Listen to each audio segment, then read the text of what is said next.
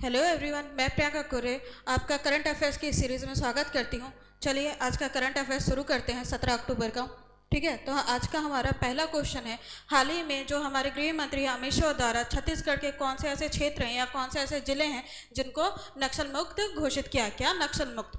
तो हमारे ऑप्शन है उत्तर बस्तर कांकेर, अबूजमाड़ क्षेत्र जो नारायणपुर में लोकेटेड है, और थर्ड ऑप्शन ए और बी बोथ, और चौथा ऑप्शन है बस्तर संभाग। तो इसका सही आंसर होगा ऑप्शन सी, ए और बी बोथ। उत्तर बस्तर और अबूजमाड़ क्षेत्र को नक्सल मुक्त घोषित किया गया है। अगर हम नक्सल मुक्त की बात करें तो गृह मंत्री द्वारा ही नक्सल मुक्त संपूर्ण रूप से नक्सल से मुक्त होने के लिए डेडलाइन जो तय समय सीमा तय की गई है वो कौन सा डेट है? तो 31 मार्च 2026। कौन सा? 31 मार्च 2026। अभी हम अक्टूबर मंथ में हैं 2025 के, और 31 मार्च बहुत क्लोज है 2026 नेक्स्ट ईयर का। तो अगर हम देखें कि ये लक्ष्य जो है वो हमारा कैसे पूर्ण होगा, तो वैसे तो हमारी जो बीजेपी सरकार है वो 1-1.5 साल से अभी निरंतर इस ओर काम कर रही है, जिसके परिणाम स्वरूप हम देख सकते हैं कि 1900 से अधिक लोगों ने आत्मसमर्पण किया हुआ है गवर्नमेंट के सामने, और अभी सरकार इस ओर काम कर ही रही है। और अगर नक्सल मुक्त की बात करें तो अभी दो योजनाएं जो चीज़ें हैं, दो चीज़ें हैं, एक योजना और एक ये हमारी नीति जो है ये बहुत ज़्यादा हाईलाइटेड रही है, एग्जाम्स में भी पूछ चुका है, तो आप इसको ध्यान दीजिएगा। हमारा एक योजना का नाम क्या है? नियत नीलानार योजना। नियत नीलानार योजना, जिसका अर्थ होता है आपका अच्छा गांव। क्या होता है? आपका अच्छा गांव। और ये शुरुआत कब से की गई थी? तो 15 फरवरी 2024 से। कब से? 15 फरवरी 2024 से। इसके अलावा सरकार संशोधन करके एक नीति भी लाई है ताकि जो हमारे नक्सल हैं, जो नक्सलवादी हैं, अगर वो आत्मसमर्पण करते हैं, भाई उनको कुछ तो मिले जिसके वजह से वो आत्मसमर्पण करें, नहीं तो क्यों करेंगे? जेल में रोटी पीसने के लिए तो वो नहीं करेंगे। तो सरकार एक इस नीति के तहत ये लाई है कि अगर आप आत्मसमर्पण करते हो तो आपको गौरवपूर्ण जीवन प्रदान किया जाएगा, उनको रहने के लिए, उनको शादी करने के लिए या उनके रोजगार का व्यवस्था की जाएगा। तो उसी के माध्यम से इतने सारे लोगों ने सरेंडर किया है। तो हमारी नीति का क्या नाम है? नक्सलवादी आत्मसमर्पण एवं पुनर्वास नीति 2025। अब अगर हम छत्तीसगढ़ की बात करें कि नक्सलवाद को लेकर स्थिति क्या है, तो अभी हाल ही में हमने क्या पढ़ा कि कांकेर, उत्तर बस्तर कांकेर जो है और अबूजमाड़ क्षेत्र को नक्सल मुक्त घोषित किया है। कुछ टाइम पहले 3 और जिले हैं जिनको नक्सल मुक्त घोषित किया है। कौन कौन सा? तो अगर मैं ये आपका सीजी का मैप रखूं, ठीक है, ये हो गया सरगुजा संभाग, बिलासपुर संभाग, इसको 2 पार्ट में कर दें तो इधर हो जाएगा दुर्ग संभाग, ये हो जाएगा रायपुर संभाग, और ये बस्तर संभाग। तो दुर्ग संभाग का ये स्टार्टिंग का 3 जिला आप रख लीजिएगा, कवर्धा, खैरागढ़, छोई खंदान, गंडई और राजनांदगांव। इन तीनों जिलों को भी नक्सल मुक्त कुछ समय पहले किया गया था। और अगर अभी हाल ही में बात करें कि अब कितने जिले हैं जो नक्सल युक्त हैं, ठीक है, जहां अभी भी ग्रसित हैं, तो दक्षिण क्षेत्र, बस्तर संभाग का जो दक्षिणी क्षेत्र है वो जनरली वहां पे रेड कॉरिडोर देखा जा रहा है, लेकिन पहले से बहुत ज़्यादा इसमें अभी सुधार देखा गया है। और अभी जो है हमारे क्या बोलते हैं 7 जिले, पहले सरकार द्वारा, सेंट्रल गवर्नमेंट द्वारा 7 जिलों को रखा गया था, जिसमें सर्वाधिक प्रभावित जिले था, और सर्वाधिक प्रभावित जिलों में की संख्या कितनी थी? 3 थी। और अभी कितनी हो गई? सर्वाधिक प्रभावित जिले 3 थे। कौन कौन से थे? तो बीजापुर, नारायणपुर और सुकमा। बीजापुर, नारायणपुर, सुकमा। और 4 जो अन्य प्रभावित जिले थे, जो ज़्यादा तो नहीं बट हाँ प्रभावित थे, तो वो कौन कौन से? तो रायपुर संभाग में गरियाबंद। क्या? रायपुर संभाग में गरियाबंद, और दुर्ग संभाग का मोहला मानपुर, अंबागढ़ चौकी। इसके अलावा ये जो बीजापुर, नारायणपुर तो हम पहले ही पढ़ लिए, गरियाबंद 1, मोहला मानपुर, अंबागढ़ चौकी 2, दंतेवाड़ा 3, और बस्तर को अगर पूरा ले, पहले कांकेर भी अन्य प्रभावित जिले में था लेकिन अब वो मुक्त हो गया है, नक्सल मुक्त हो चुका है। ठीक है, तो ये छत्तीसगढ़ की स्थिति रही नक्सलवाद को लेके। अब हम नेक्स्ट क्वेश्चन पे पहुंचते हैं। तो हमारा अगला क्वेश्चन है, हाल ही में छत्तीसगढ़ के कितने मंत्रियों को कैबिनेट मंत्री का दर्जा प्राप्त हुआ है? और ये कौन लोग हैं जिनको कैबिनेट मंत्री का दर्जा प्राप्त हुआ है? तो छत्तीसगढ़ में आप देखते होंगे बहुत सारे आयोग हैं, मंडल है, निगम है, तो जो उनके अध्यक्ष थे उन्हीं को कैबिनेट मंत्री का दर्जा प्राप्त हुआ है। ठीक है, तो कितने मंत्रियों को? ऑप्शन सी हमारा सही आंसर होगा, 13 मंत्रियों को कैबिनेट मंत्री का दर्जा प्राप्त है। इसके अलावा टोटल तो वैसे 35 लोगों की नियुक्ति की गई है, जिसमें 13 आपके कैबिनेट मंत्री हैं। इसके अलावा जो बचे हुए हैं, ठीक है, लोग बचे हुए हैं 22 लोगों में से 20 लोग जो ये हैं, इनको राज्य मंत्री का दर्जा प्राप्त है। क्या प्राप्त है?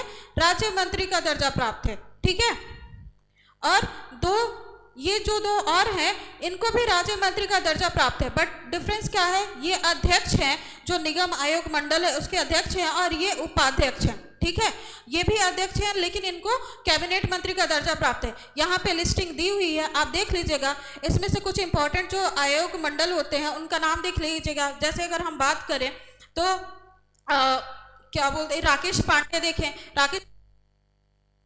राकेश पांडे किसके अध्यक्ष हैं, तो राकेश पांडे छत्तीसगढ़ खादी तथा ग्रामोद्योग बोर्ड के क्या थे, अध्यक्ष थे। ठीक है, इसके अलावा ये सुश्री मोना सेन है जो फिल्म विकास निगम की अध्यक्ष थी।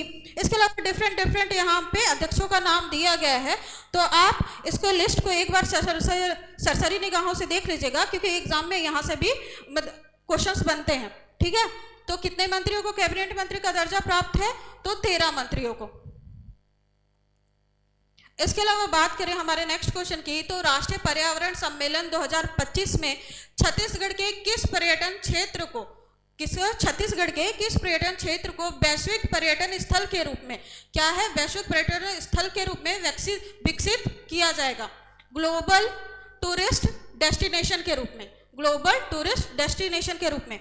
तो उससे पहले हम बात करते हैं राष्ट्रीय पर्यावरण सम्मेलन की, किसकी, राष्ट्रीय पर्यावरण सम्मेलन की। तो ये सम्मेलन कहाँ किया गया है, तो राजस्थान के उदयपुर में। कहाँ, राजस्थान के उदयपुर में ये सम्मेलन किया गया है। ठीक है, अब अगर करें कि छत्तीसगढ़ का कौन सा क्षेत्र है जिसका सिलेक्शन हुआ है, तो हमारा ऑप्शन ए सही है, चित्रकूट जलप्रपात का, चित्रकूट जलप्रपात।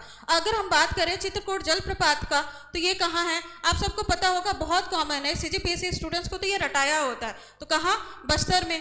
ठीक है, इसके अलावा अगर इसकी विशेषता बात करें तो ये 90 फीट इसकी ऊंचाई है। ठीक, इसके अलावा 300 में ये चौड़ा है, भारत का सबसे चौड़े जलप्रपात में इसका नाम आता है। इसके अलावा इसका अदर नाम की देखें तो अदर नाम क्या क्या आता है, तो इसको मिनी नियाग्रा, भारत का मिनी नियाग्रा या भारत का नियाग्रा कहा जाता है। और ये नामकरण उसको क्यों दिया गया है, क्योंकि घोड़े की आकृति के समान है। ठीक है, उसके नाल के इसीलिए इसको भारत का नियाग्रा कहा जाता है, उसका जो आकार है।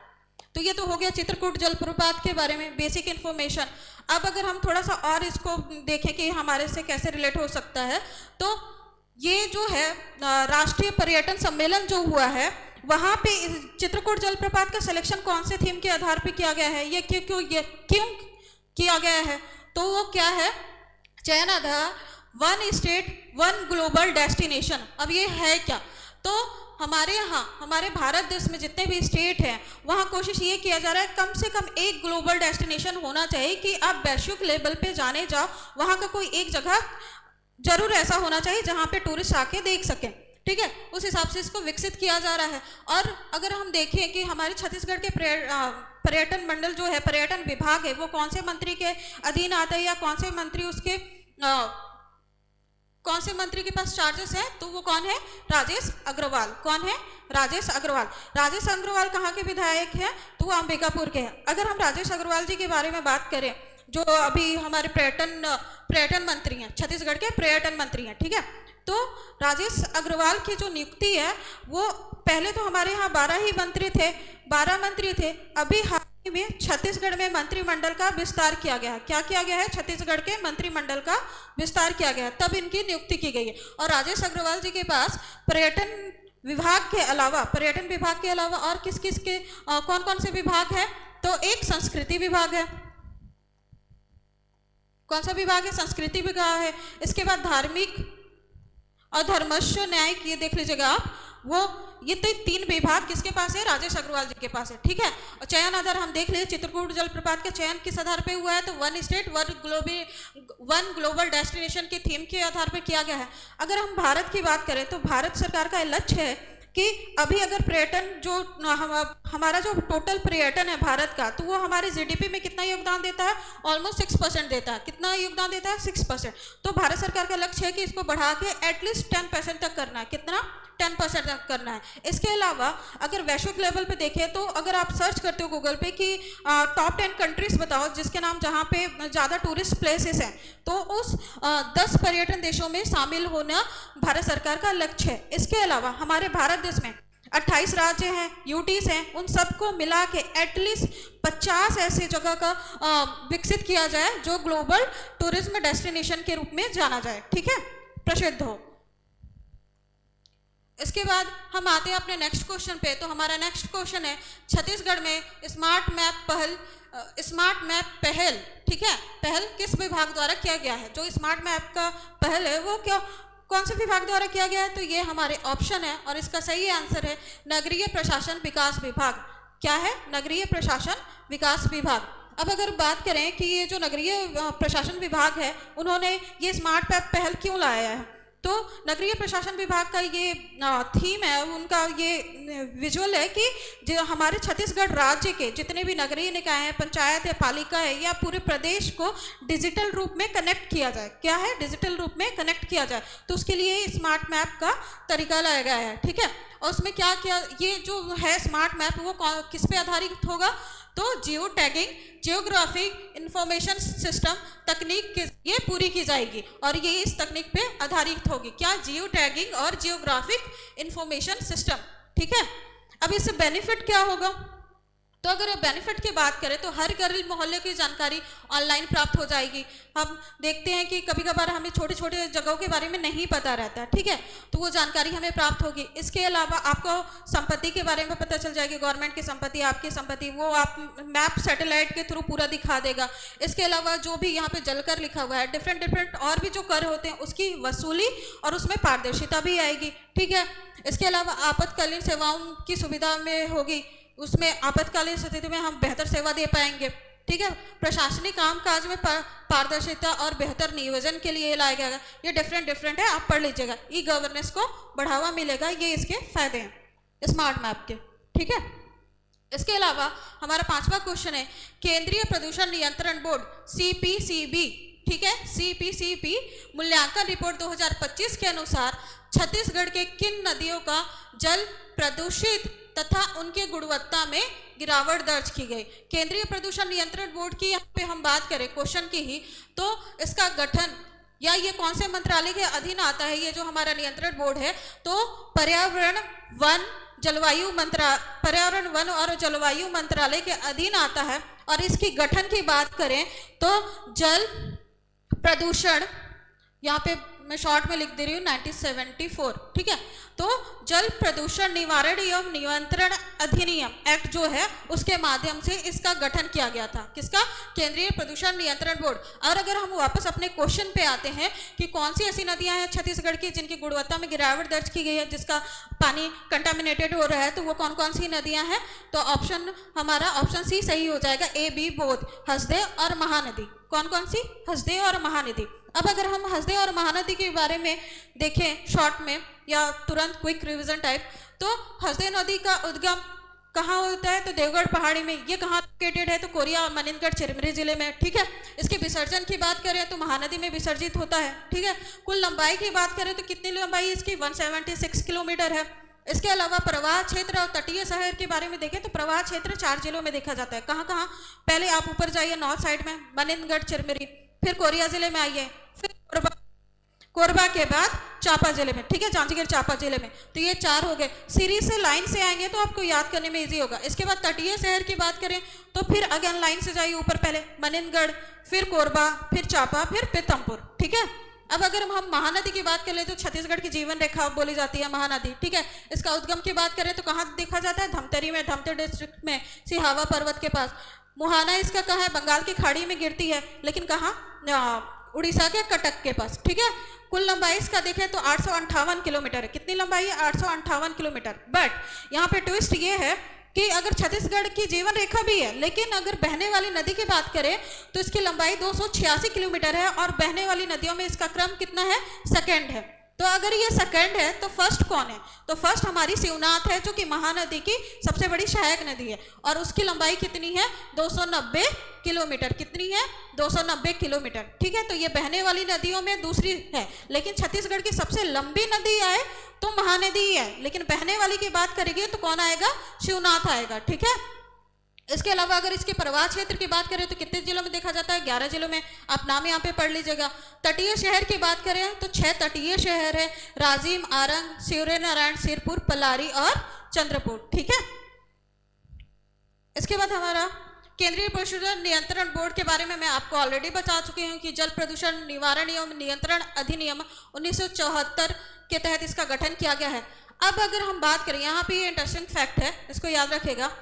अब उन्होंने बता तो दिया कि हसदेव और महानदी का जल कंटामिनेटेड हो रहा है, प्रदूषित हो रहा है, लेकिन उन्होंने मेजरमेंट कैसे किया? तो जल प्रदूषण का मेजरमेंट ये बीओडी के माध्यम से किया जाता है। और भी डिफरेंट तरीके हैं, लेकिन उनमें से एक ये है। अगर इसके फुल फॉर्म की बात किया जाए तो इसका फुल फॉर्म होगा बायोकेमिकल ऑक्सीजन डिमांड। क्या? बायोकेमिकल ऑक्सीजन डिमांड, ठीक है। इसके ये डिफरेंट क्राइटेरिया हैं। तो अभी अगर छत्तीसगढ़ की ये दो जो नदियां थी उनकी स्थिति की बात की जाए तो उनकी स्थिति यहाँ पे देखी जा रही है, ठीक है। मध्यम रूप से स्वच्छ जल, कहीं ना कहीं उनकी गुणवत्ता में गिरावट आना शुरू हो चुकी है। और ये पीपीएम है, तो ये पार्ट्स पर मिलियन इसका फुल फॉर्म होता है, ये भी एग्जाम में पूछता है। तो उनकी स्थिति क्या है दोनों नदियों की? यहाँ पे है। अगर हम ध्यान नहीं देते, यह हमारे प्रदेश की महत्वपूर्ण नदियों में से एक है, और महानदी तो भाई जीवन रेखा है। अगर हम ध्यान नहीं देंगे तो आगे चल के सीरियस कंडीशन हो सकता है, ठीक है। तो इसलिए ये इंपॉर्टेंट हो जाता है। इसके बाद हम बात करते हैं हमारे, अगर हम नेशनल लेवल के करंट अफेयर्स पे जाएं तो हमारा छठवां क्वेश्चन है हेनले पासपोर्ट सूचकांक 2025।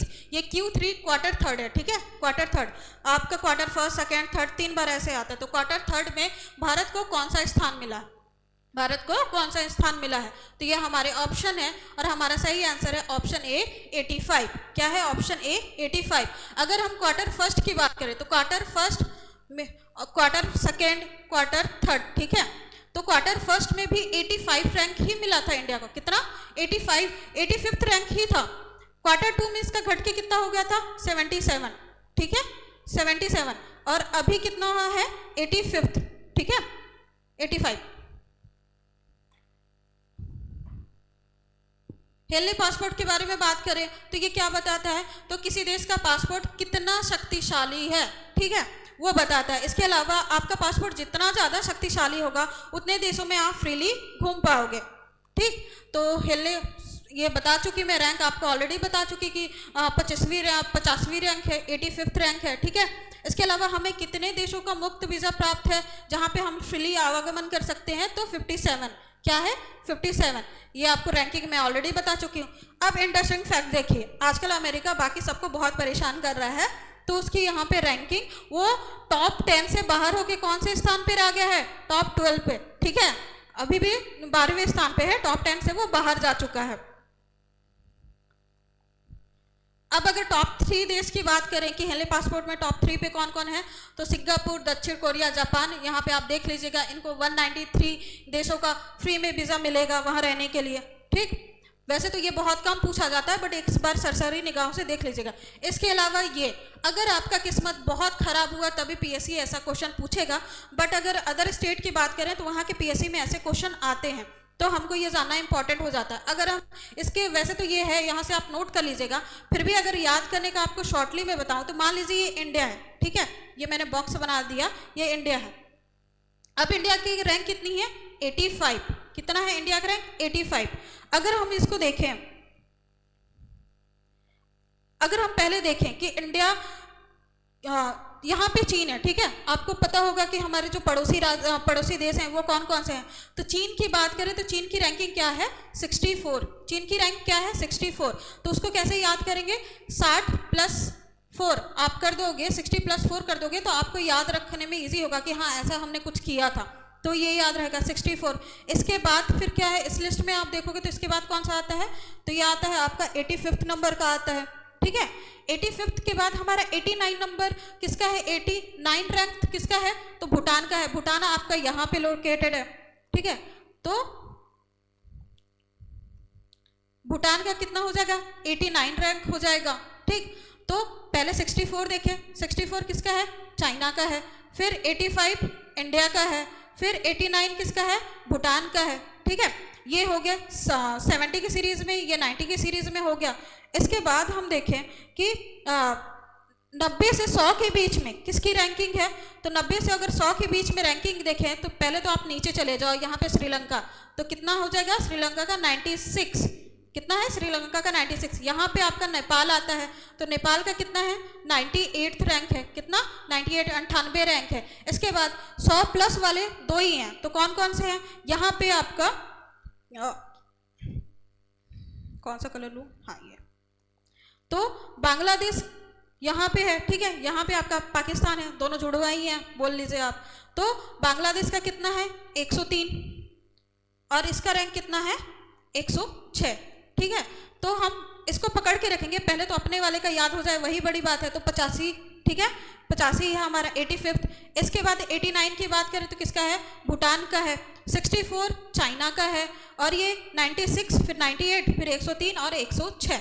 अब ये बताती हूँ कि हेनले पासपोर्ट का ये जो रैंकिंग है, यहाँ पे देखो तो 64, हम वैसे देखेंगे तो बोलेंगे हमारा तो 85 है, इससे तो हमारा कम रैंक है, बट ऐसा नहीं है। 64 ये है तो ये हमारे पासपोर्ट से ज़्यादा मजबूत है। इंडिया का जो पासपोर्ट है उससे ज़्यादा चाइना का पासपोर्ट स्ट्रांग है, ठीक है। इसके बाद ये है, और सबसे लोएस्ट देखा जाए तो पाकिस्तान की स्थिति तो वैसे भी खराब होती है हर जगह, ठीक। हमारे नेक्स्ट क्वेश्चन पे पहुंचते हैं। तो हमारा नेक्स्ट क्वेश्चन है, अमेरिका के बाद दुनिया में गूगल का सबसे बड़ा AI डेटा हब क्या है? AI डेटा हब कहाँ स्थापित किया जाएगा, कहाँ स्थापित किया जाएगा, ठीक है। क्या चीज़? AI data hub. तो ये आपके ऑप्शन है, और इसका सही आंसर है ऑप्शन डी, भारत विशाखापट्टनम में। कहाँ? भारत विशाखापट्टनम में। अब अगर ये AI डेटा हब के बारे में बात करें तो आपको तो पता ही होगा कि अमेरिका में जनरली जितने भी बड़े बड़ी कंपनियां हैं, बहुराष्ट्रीय कंपनियां, सब वहाँ हैं। तो अब वहाँ के बाद अगर भारत में सबसे बड़ा AI डेटा हब बन रहा है तो हमारे लिए, भारत के लिए गौरव की बात हो जाती है। और ये किसके पार्टनरशिप के वजह से हो रहा है? तो यहाँ पे आप अडानी जी के इमेज तो देख ही रहे होंगे, तो अडानी इंटरप्राइजेस और गूगल के ये पार्टनरशिप से हो रहा है, ठीक है। और इसका उद्देश्य क्या है? AI यानी कि आर्टिफिशियल इंटेलिजेंस, ठीक है, आर्टिफिशियल इंटेलिजेंस और डेटा इंफ्रास्ट्रक्चर को मजबूत बनाना। अब अगर हम इसी की बात करें, आर्टिफिशियल इंटेलिजेंस की बात करें, छत्तीसगढ़ से कनेक्ट करके देखें कि हमारी छत्तीसगढ़ की क्या स्थिति है, तो आप साल भर पहले या कुछ समय पहले सुने होंगे कि छत्तीसगढ़ में पहला देश का पहला AI डेटा सेंटर पार्क स्थापित किया जा रहा है। छत्तीसगढ़ में पूरे देश का, ठीक है, AI डेटा सेंटर पार्क, ठीक है, डेटा सेंटर पार्क स्थापित किया जा रहा है। और ये कहाँ स्थापित किया जा रहा है? तो नवा रायपुर अटल नगर में। कहाँ? नवा रायपुर अटल नगर में। और इसका उद्देश्य क्या है?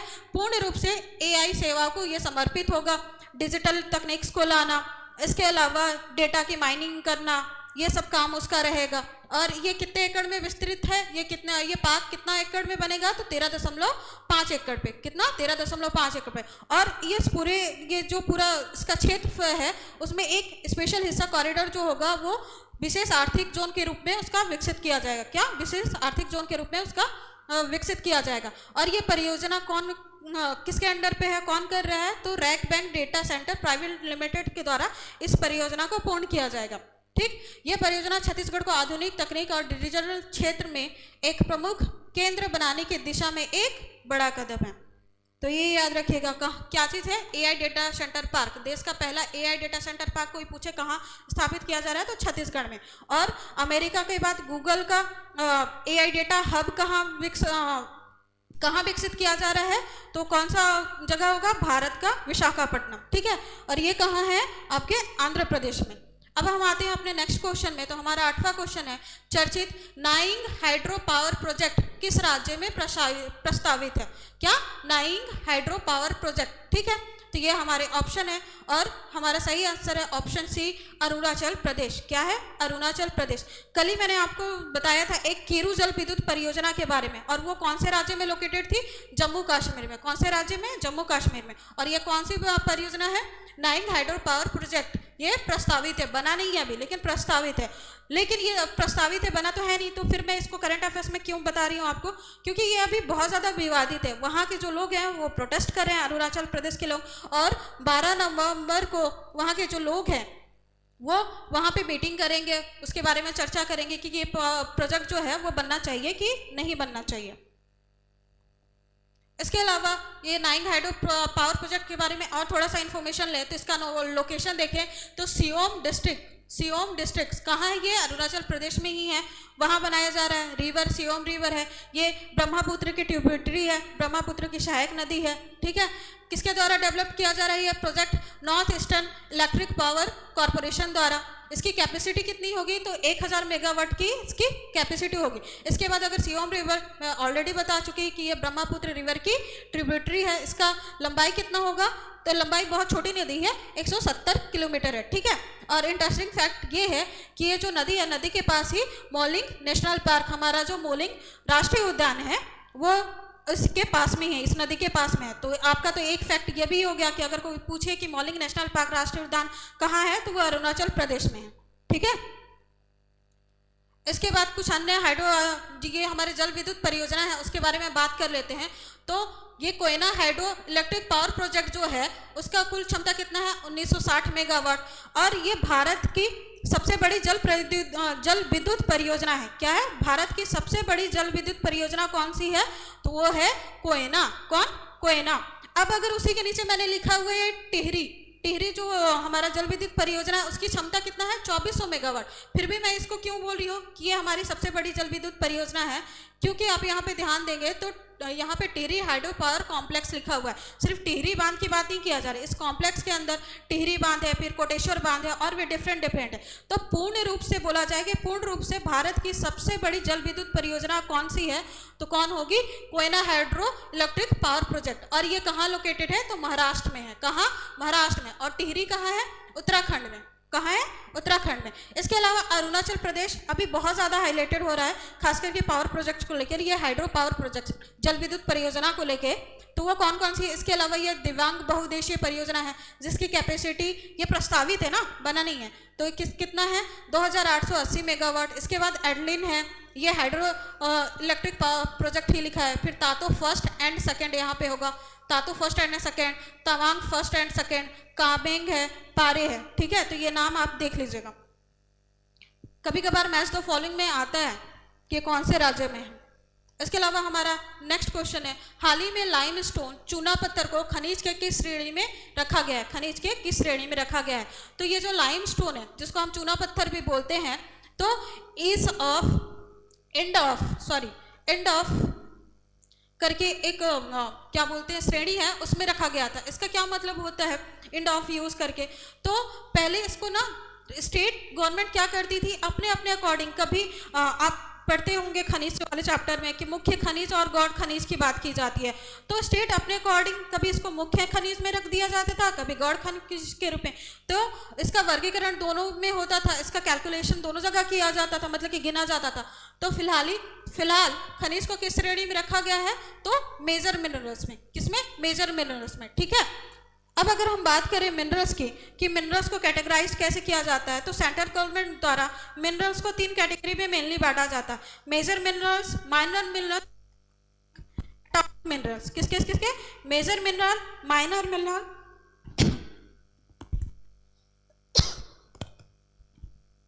मेजर मिनरल, माइनर मिनरल और एटॉमिक मिनरल, सॉरी, ठीक है।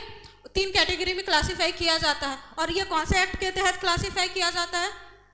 तो mines and minerals development and regulation act 1957 के तहत। कौन सा एक्ट? 1957 एक्ट के तहत, ठीक है। और इससे क्या होता है, जो हमारे ये जो मेजर, माइनर और एटॉमिक की मैं बात करी थी, मेजर मिनरल में जब किसी भी मिनरल को कैटेगराइज कर दिया जाता है तो उसके रिलेटेड जो भी है, परमिशन हो गया या उसकी माइनिंग से हो गया या कुछ भी अगर डिसीजन लेना है तो कौन लेता है? सेंट्रल गवर्नमेंट लेता है। और जो माइनर मिनरल्स होते हैं उसमें स्टेट गवर्नमेंट की अथॉरिटी होती है, ठीक है। तो अभी ये लाइमस्टोन चूना पत्थर किस में चला गया? मेजर मिनरल में चला गया। तो अब इससे रिलेटेड जो भी परमिशन है या जो भी चीज़ें की जाएगी तो आपको किससे परमिशन लेना पड़ेगा? सेंट्रल गवर्नमेंट से। कोई नियम कानून कौन बनाएगा? सेंट्रल गवर्नमेंट बनाएगी, ठीक। तो इससे क्या होगा, अब चूना पत्थर या जो भी मेजर मिनरल्स है, इसको कैटेगराइज करने का फायदा ये होता है कि उसका हम यूज़ बेहतर ढंग से कर पाते हैं, ठीक है। उसकी माइनिंग हम लार्ज स्केल पे कर पाते हैं, लार्ज अमाउंट में कर पाते हैं। इसके अलावा उसके व्यापार में सहायता प्राप्त होती है, ठीक है। अब इसे Indian bureau of mines Bharat सरकार द्वारा रेगुलेट किया जाएगा, और यहाँ पे मैं बता चुकी हूँ, परमिशन हम ऑलरेडी किससे लेते हैं, सेंट्रल गवर्नमेंट से। अगर कोई मेजर मिनरल है तो लाइमस्टोन, और अगर चूना पत्थर, लाइमस्टोन अब मेजर मिनरल बन चुका है। चूना पत्थर की बात करें तो इसका फॉर्मूला होता है CaCO3 कैल्शियम कार्बोनेट, ठीक। यूज इसका किस में होता है, cement, steel, fertiliser, glass, building material में किया जाता है, ग्लास बनाने में, ठीक है। और अगर छत्तीसगढ़ में चूना पत्थर, ये हमारे मुख्य खनिज में से एक है, छत्तीसगढ़ में ये मुख्य खनिज में गिना जाता है, किसको, चूना पत्थर को। तो चूना पत्थर की बात करें तो ये हमारे कुछ अपडेटेड डेटा है, इसको याद रखिएगा, हम आपके प्रीलिम्स के लिए बहुत इंपॉर्टेंट हो जाते हैं। अगर कुल भंडारण की बात करें तो कितना भंडारण है, 13,211 मिलियन टन, 13,211 मिलियन टन हमारे यहाँ छत्तीसगढ़ में कुल चूना पत्थर का भंडारण है। अगर छत्तीसगढ़ का भारत के परिप्रेक्ष्य में देखें तो भंडारण भागीदारी प्रतिशत कितना है, तो 5.80% है, 5.80% है। कुल उत्पादन की बात करें तो राज्य में कितना उत्पादन किया जा रहा है चूना पत्थर का, तो 49,279 टन का किया जा रहा है। और छत्तीसगढ़ में उत्पादन परसेंटेज भागीदारी की बात करें तो कितना है, तो 10.94% है, ठीक है। इसके अलावा इन दोनों के बारे में आप अगर चूना पत्थर की बात करें तो चूना पत्थर कौन से क्रम के चट्टानों से या कौन से चट्टानों से निकाला जाता है, तो निम्न विंध्यन क्रम में प्राप्त किया जाता है। और छत्तीसगढ़ का बलौदा बाजार चूना पत्थर के लिए बहुत ज़्यादा फेमस है। छत्तीसगढ़ का जो मिडिल बेल्ट है, रायपुर संभाग हो गया, दुर्ग संभाग, वो चूना पत्थर के लिए प्रसिद्ध है, ठीक है। इसके बाद हमारा आज का अंतिम क्वेश्चन है, हाल ही में किस कंपनी को मिनी रत्न का दर्जा प्राप्त किया गया, प्रदान किया गया है, ठीक है। हाल ही में किस कंपनी को मिनी रत्न का दर्जा प्रदान किया गया है, तो ये हमारे ऑप्शन है, और हमारा सही आंसर है ऑप्शन सी, हिंदुस्तान शिपयार्ड। कौन है, ऑप्शन सी, हिंदुस्तान शिपयार्ड।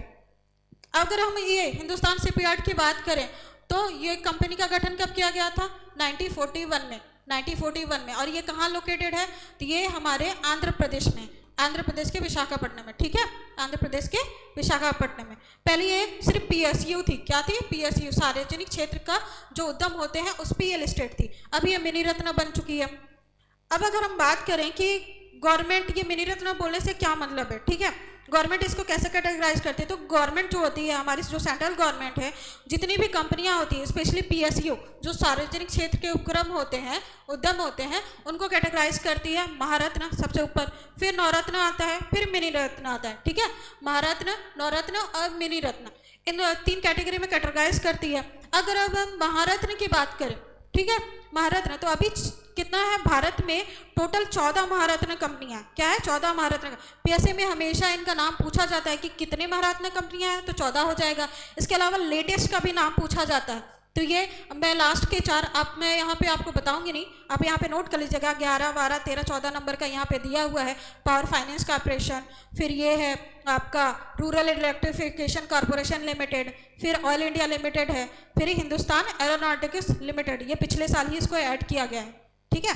तो इन चारों का नाम आप याद रख लीजिएगा, क्योंकि पूछता है, क्रम जमाने को भी दे देगा, याद पूछेगा कि लास्ट वाला कौन सा 14वें क्रम का कौन सा है, या कितने महारत्न कंपनियां हैं। तो आपने देख लिया कि PSU को हम कितने कैटेगराइज में करते हैं, 3 कैटेगराइज में हम करते हैं, महारत्न, नवरत्न और मिनी रत्न, ठीक है। उसमें से महारत्न कितनी है, 14 है। अब अगर नवरत्न की बात करें तो नवरत्न कितना है, 26 है। 26 में जो लास्ट के 2 हैं वो 25, 26 यहाँ पे मैंने नाम दिया हुआ है, आप पढ़ लीजिएगा, ठीक है। और इसके बाद मिनी रत्न कंपनियों की बात करें तो मिनी रत्न कितनी है, 73, कितनी है, 73।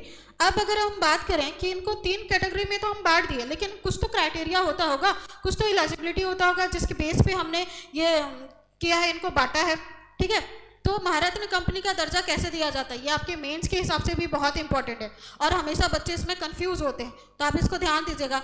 तो सबसे पहले अगर महारत्न कंपनी जो सबसे बड़ी कंपनी होती है, तो एटलीस्ट आपको नवरत्न का दर्जा प्राप्त होना चाहिए। फिर शेयर बाजार में आपने सेबी का नाम सुना होगा, आप शेयर बाजार में लिस्टेड होना चाहिए। इसके अलावा सेबी के जितने भी नियम कानून है उसका पालन होना चाहिए, ठीक है। इसके अलावा ग्लोबल प्रेजेंस होना चाहिए, इंटरनेशनल लेवल पे भी वो काम करे, ये नहीं कि सिर्फ इंडिया में काम करे, उसका काम सिर्फ इंडिया में ना हो, वो ग्लोबल लेवल पे भी काम करे। अगर वित्तीय मापदंड की, यहाँ पे तो बहुत ज़्यादा कन्फ्यूजन होता है, तो अगर वित्तीय मापदंड की बात करें तो औसत वार्षिक कारोबार कितनी करनी चाहिए, अगर कोई महारत्न कंपनी है तो 25,000 रुपये करोड़ की ये होती है, तब उसको महारत्न का दर्जा मिलता है ना, ठीक है। एवरेज एनुअल नेटवर्थ उसकी कितनी होनी चाहिए, 15,000 रुपये करोड़ की। Average annual net profit after tax, tax पटाने के बाद उसका प्रॉफिट कितना होना चाहिए, तो 5000 करोड़ का। कितना? 5000 करोड़ का। पॉज करके आप इसका स्क्रीनशॉट ले लीजिएगा, ये बहुत इंपॉर्टेंट है, ठीक है। अगर बेनिफिट कि भाई आपको महारत्न हो, नवरत्न हो, मिनी रत्न हो, क्या फर्क पड़ता है, इसका बेनिफिट क्या है? तो बेनिफिट ये होता है, ये जो कंपनियां, अगर आपको महारत्न का दर्जा मिल गया तो ये वित्तीय एवं परिचालन में स्वायत्तता, ऑटोनोमस प्राप्त हो जाता है। आप जो आप डिसीजन लेते हो, आप डिसीजन लेने के लिए फ्री हो जाते हो, आप निवेश करने के लिए फ्री हो जाते हो, आप अपने अकॉर्डिंग निवेश कर सकते हो। निवेश की सीमा की बात करें तो 5000 करोड़ रुपए तक का, या फिर कोई कंपनी है उसका नेट संपत्ति का 15% चाहिए, 15% जितना भी उसकी संपत्ति होगी उसका 15% निकालने पर जो भी आएगा, और ये 5000 करोड़, तो इन दोनों की तुलना करने पर जो कम होगा, ठीक है, जो कम हो तब विदाउट परमिशन, किसके परमिशन के? सेंट्रल गवर्नमेंट के। विदाउट परमिशन आप निवेश का आपको अधिकार प्राप्त होगा, लेकिन किसी एक परियोजना पे, एकल परियोजना पे, ठीक है। तो आप इसको पॉज करके स्क्रीनशॉट ले लीजिएगा। अब मैंने महारत्न का बता दिया, नवरत्न का नहीं बताया क्योंकि वीडियो लंबा हो जाएगा। नवरत्न का भी ऐसा है, जहाँ 25,000 करोड़ था वहाँ 15,000 होगा, 15,000 की जगह 1,000 होगा, 1,000 की जगह 500 या 250 करोड़ होगा। आप उसको देख लीजिएगा, ठीक है। हमारा 11वां क्वेश्चन है, ग्लोबल हंगर इंडेक्स 2025 में भारत की रैंक क्या है? ग्लोबल हंगर इंडेक्स, हंगर यानी कि भूख, ठीक है। तो ये हमारे ऑप्शन है, और हमारा सही आंसर है ऑप्शन बी, 102 रैंक। कौन सा रैंक? 102 रैंक। अब यहाँ पे आप 105 भी देख रहे हैं, ये हमारे 2024 की रैंक है। क्या है? 2024 की रैंक है, और ये हमारे 2025 का रैंक है, ठीक है। और अगर इसकी स्कोर की बात करें तो कितना स्कोर हुआ है? 25 मिला है इसको, उसको भारत को। और कितने देशों में ये रैंक दी गई है? तो 123 देशों में रैंक दी गई है। कितने? 123 देशों में। तो इसको याद ध्यान रखिएगा। अब अगर हम ग्लोबल हंगर इंडेक्स की बात करें तो इसका पब्लिश कौन करता है? ये इंडेक्स लाता कौन है? तो council world wide and wealth hunger life के द्वारा लाया जाता है। इसका नाम पूछा जाता है, तो इसको ये देख लीजिएगा। ये कब से इंडेक्स आना शुरू हुआ है? तो 2006 से, ठीक है। ये हंगर को, भूख को मेजरमेंट करता है कि वहाँ की फूड सिक्योरिटी कैसी है, कितने लोग भूखे हैं, ये देखता है। जितनी बेहतर रैंक होती है उस देश में हंगर उतना कम होता है, यानी उस देश में फूड सिक्योरिटी बहुत बेहतर है। ये मैं आपको ऑलरेडी बता चुकी हूँ कि 105 रैंक था हमारा 2024 में, ठीक है। अब इंडिया की रैंक 102 है। कितने देशों में? 123 देशों में।